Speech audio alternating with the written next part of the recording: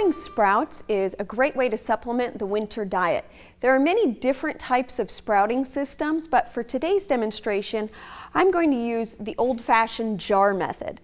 So our materials we need are some seeds for sprouting, a wide-mouthed jar with either a metal ring with cheesecloth to serve as our lid, or you can use a lid that has a piece of mesh inside to allow the water to drain through. Now, seed selection is very important. You want to start with seed that is specifically produced for sprouting.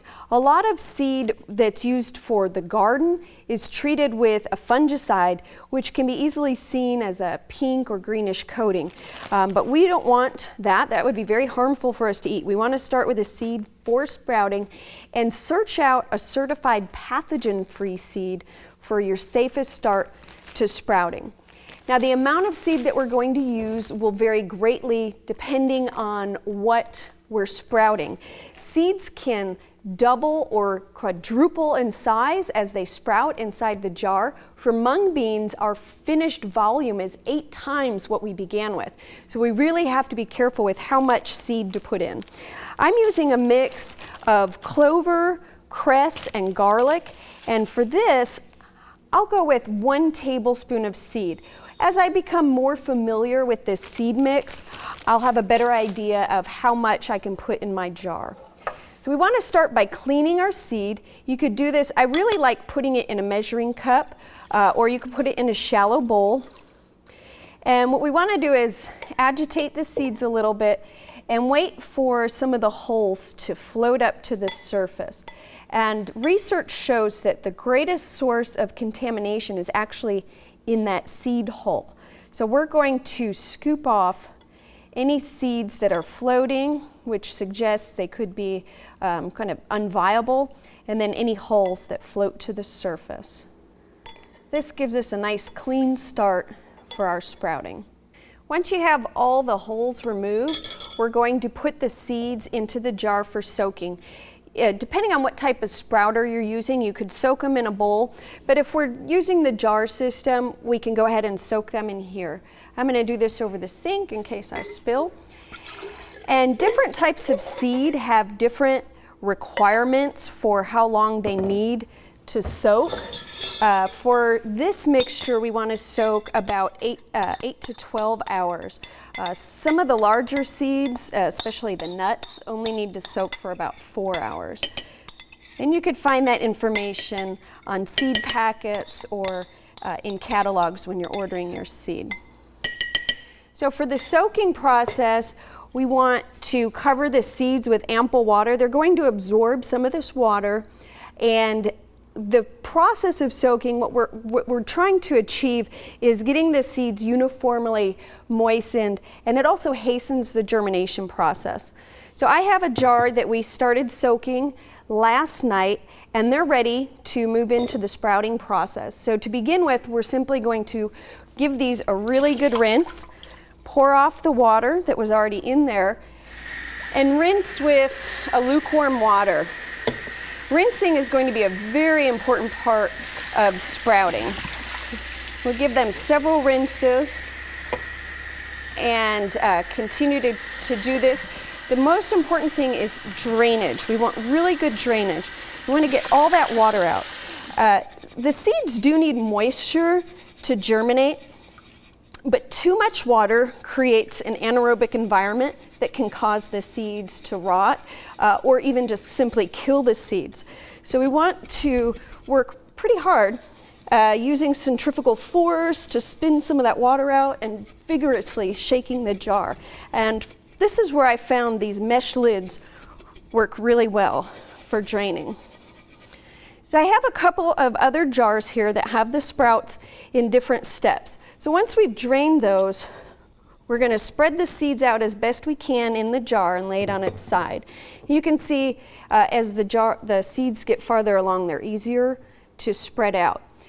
So for sprouting, what we want to do is continue this rinsing and draining process every 8 to 12 hours, or at least 3 times a day. It seems like a lot of work, but it doesn't take that much time, but remember to pay very close attention to the draining.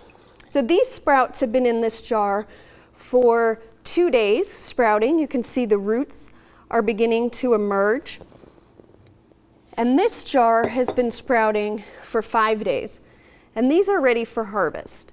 Before you begin sprouting, it's important to sterilize all the surfaces where you'll be working, as well as the equipment you'll be using. The preferred method for us is to boil our jars, the lids, any materials we'll be using in the sprouting process.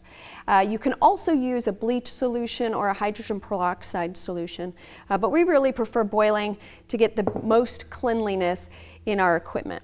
Sprouts are grown at room temperature, ideally between about 68 and 75 degrees. That'll vary depending on seed type because we have cool season crops as well as warm season crops. Some sprouts are ideally grown in dark conditions. This is particularly for mung beans that are grown in the dark, but even some of our green sprouts can be started in the dark, and then for the last few hours you'll remove your cover to allow the sprouts to green up. Or you could just grow them in your regular light conditions. They work great on the kitchen counter, but put them in an area where they're not as disturbed by your cooking. You want to keep them away from your main prep area just for cleanliness. So when you're ready to harvest, we want to do another rinse, and we want to pay attention to these seed holes and try to remove as many of those as possible. You can see I have a larger mesh screen on here. As the sprouts grow, I've increased the size of the mesh to allow those holes to come out. So again, we're using water to rinse the seeds, and I'm going to put a lot of water in here to try to float out the seed holes. Stir it around a little bit, and I'll do this about 3 or 4 times. Another option is to pour the entire contents into a bowl and skim off those holes the way we did when we were prepping our seed. Again, we want to remove as much water as possible. In fact, you might put them in a shallow dish and let them dry out a little while at room temperature, because we don't want a lot of moisture when we store our sprouts. We can put them in the refrigerator for about 2 to 3 days, but they're really best eaten fresh. And so what I recommend is just grow enough that you'll use in a day or two and continue to have a succession throughout the year. You can continuously plant. For storage, we're going to transfer and put a sealed lid on our jar. You can also put them into a plastic bag for storage, keep them well sealed. Remember that for health reasons, we want to consume all of our sprouts fully cooked. Eating raw sprouts can introduce foodborne illness that can be very dangerous, especially for people at high risk. But despite that, sprouts can be easy and fun and provide a wonderful source of nutrition all year long.